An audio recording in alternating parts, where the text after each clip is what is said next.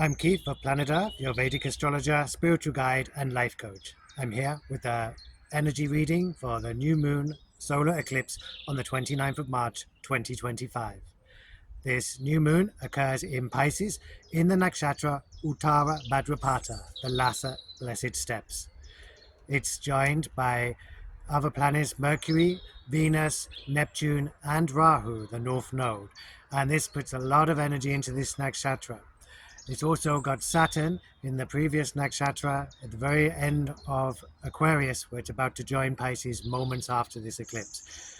Saturn is in Purva Bhadrapada, which is the former Blessed Steps, and together these nakshatras represent the spiritual path after death, a spiritual enlightenment after death. Saturn in Purva Bhadrapada, the former Blessed Steps, is symbolizing the earlier part of the Great Awakening and the ascension of mankind. This nakshatra is represented by Ajikapati, the fire dragon. Uttara Bhadrapada is represented by the water dragon, Ahirbudhnya. Together, they represent the Kundalini energy and the Serpent energy, and that's why you'll be shedding skins. The symbols of these two nakshatras include the two-faced man, who has his soul looking back at the past and facing the future. There is a sword symbolized with these nakshatras too, and this is to do with cutting away the past, and it is more about the act of cutting than the motivation for doing so. And together they represent the front and back legs of a funeral cart or the hearse, taking the blessed steps from this life to the next. The deities of the Bhadrapadas are two dragons or serpents. There is Ajikapati, who resides over Purva Bhadrapada, and he is the fire dragon. And then there is Ahirbudhnya, who is the water dragon.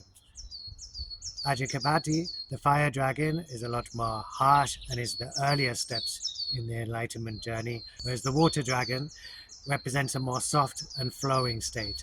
This is where all the planets are in the stellium at this eclipse, giving the energy to the latter part of the journey, which is the easier part, once you have accepted the loss that is coming from the past life and you are ready to move on with ease. The energy of this solar eclipse is like a gateway. The two-faced man with one face looking back into the past is how you look at everything that has brought you to this point in your journey. All of the blessings, all of the hurdles, everything you've had to overcome. It is now time to bless everything that brought you here, so that you can step through the gateway into your new life. As you stand at this gateway of the solar eclipse, you should review your life, have the one face looking back and bless everything that has brought you to this point. Because as you continue in your blessed journey and you take the blessed steps of Uttara Bhadrapada, you'll be moving through the gateway into the new spiritual life that is unfolding. The other energies for this solar eclipse focus a lot through Saturn and Jupiter. The two Bhadrapada nakshatras are ruled by Jupiter and Saturn. The first, Purva Bhadrapada, is ruled by Jupiter, even though the majority of this nakshatra is actually in Aquarius, ruled by Saturn. And then Uttara Bhadrapada is totally in Pisces. It is ruled by Saturn, but Pisces is ruled by Jupiter. And this dual energy is symbolic of the nakshatra because the energy is always flowing in two directions, up and down or back and forth, like the two-faced man looking forward and backwards.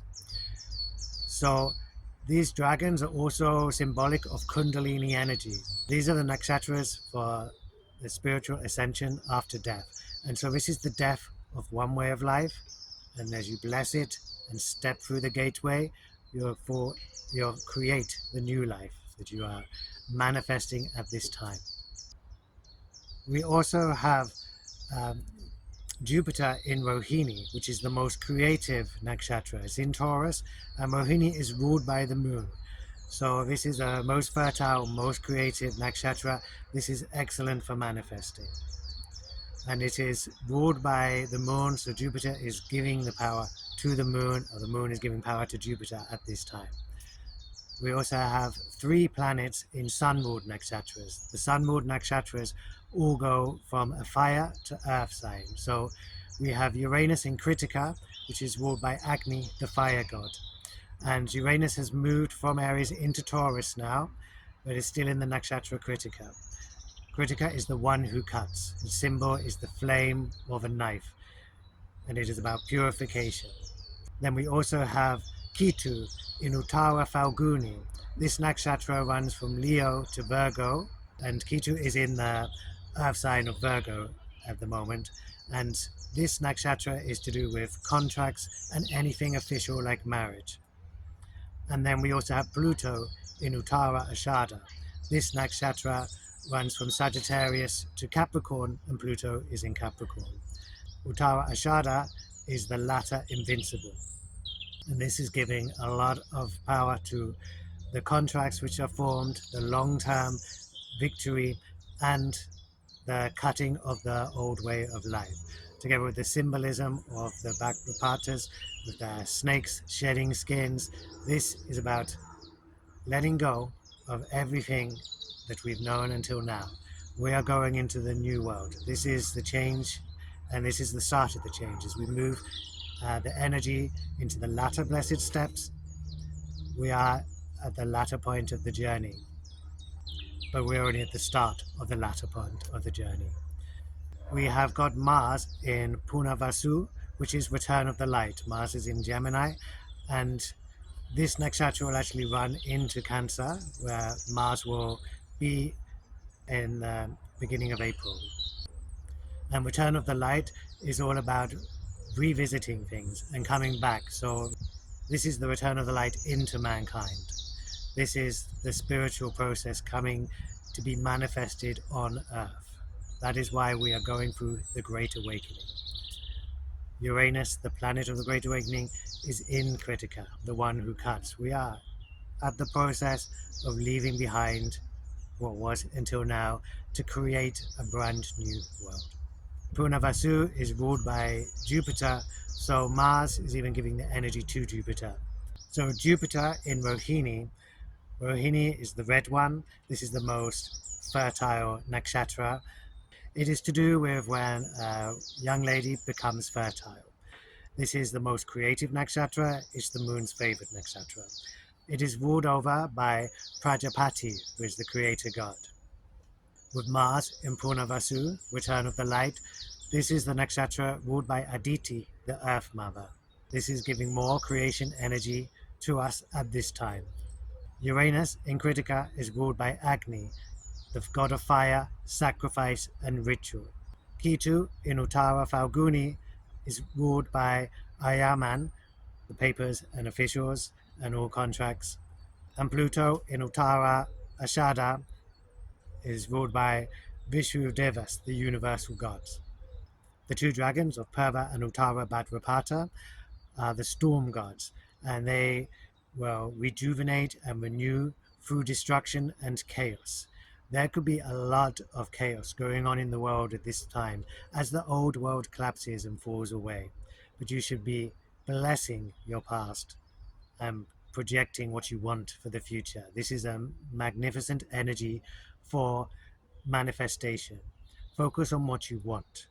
Forget all the things that you don't want. Let them be destroyed into the past through these chaotic times.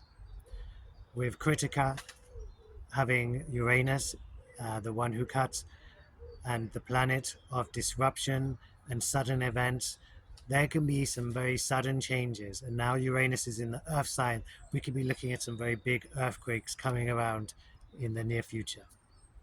And this is not just the energy for now. This energy of the solar eclipse will be lasting for, usually we say 6 months, but there's also the times when they get activated by the planets like Mars and Saturn, who will both be transitioning on these points in April next year, 2026. So these energies will still be in play 13 months from now. So make sure you are putting in your good intentions and your manifestations for this new moon. Make sure with this new moon, you are blessing the past and step through the gateway into the new life that you want to manifest. If you'd like to know more about how these transits are affecting you personally, then consult me for a reading, and I will be happy to help you. Have a wonderful new moon month ahead. I'm Keith of Planet Earth, your Vedic astrologer, spiritual guide, and life coach.